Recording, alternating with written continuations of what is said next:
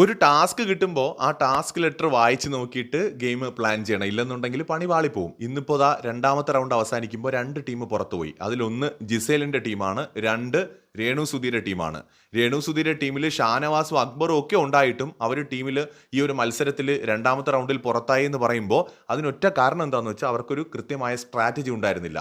രേണു സുധീരുടെ തലയിൽ തൊപ്പി വയ്ക്കാനായിട്ട് അവരെടുത്ത തീരുമാനം തന്നെ പാളിപ്പോയി. അക്ബറിന്റെ തലയിലായിരുന്നു തൊപ്പിയെങ്കിൽ ഒരുപക്ഷെ ഈ ടാസ്ക് തന്നെ അവർക്ക് ജയിക്കാൻ പറ്റുമായിരുന്നു. ഇപ്പൊ എന്തായാലും അവർ ഈ ടാസ്കിൽ നിന്ന് പുറത്തായിരിക്കുകയാണ്. ജിസേലിന്റെ ടീമിന് ശരിക്കും പറഞ്ഞാൽ വലിയ നഷ്ടം തന്നെയാണ്. ജിസേൽ തൊപ്പി വയ്ക്കാനായിട്ട് എടുത്ത തീരുമാനം റൈറ്റ് ആയിരുന്നു. അവർ നല്ല സ്മാർട്ടായിട്ട് ഓടി നടന്നൊക്കെ ചെയ്യുന്നുണ്ടായിരുന്നു. പക്ഷേ ലൈവിൽ കുറച്ച് കാര്യങ്ങൾ കട്ട് ചെയ്തിട്ടുണ്ട്. ഇവരുടെ അപകടം പറ്റിയ കാര്യമൊക്കെ എങ്ങനെയാണ് തൊപ്പി നഷ്ടപ്പെട്ടതെന്നൊക്കെയുള്ള കാര്യം എനിക്ക് പ്രോപ്പറായിട്ട് ലൈവിൽ കാണാൻ പറ്റിയില്ല. സോ അത് എപ്പിസോഡ് കാണുമ്പോൾ നമുക്ക് നോക്കാം. എന്തായാലും ജിസേലിന്റെ ടീമും ഈ ഘട്ടത്തിൽ പുറത്തായിരിക്കുകയാണ്. ജിസേൽ, അനുമോള്, നമ്മുടെ ശൈത്യ, ആ ടീമും പുറത്തായി. അപ്പാനി, അക്ബർ, രേണുസുധിയും ഈ ഒരു ഘട്ടത്തിൽ 2 ടീമുകളാണ് തൊപ്പി നഷ്ടപ്പെട്ട് പുറത്തായിരിക്കുന്നത്. കൂടുതൽ അപ്ഡേറ്റ്സുമായി വീണ്ടും വരാം.